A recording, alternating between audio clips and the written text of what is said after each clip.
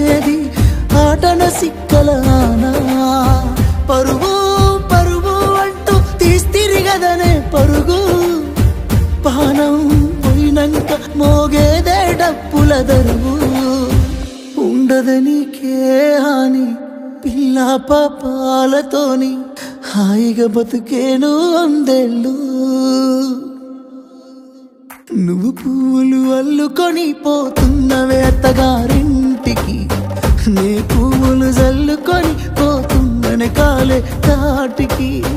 నువ్వు పూలు అల్లుకొని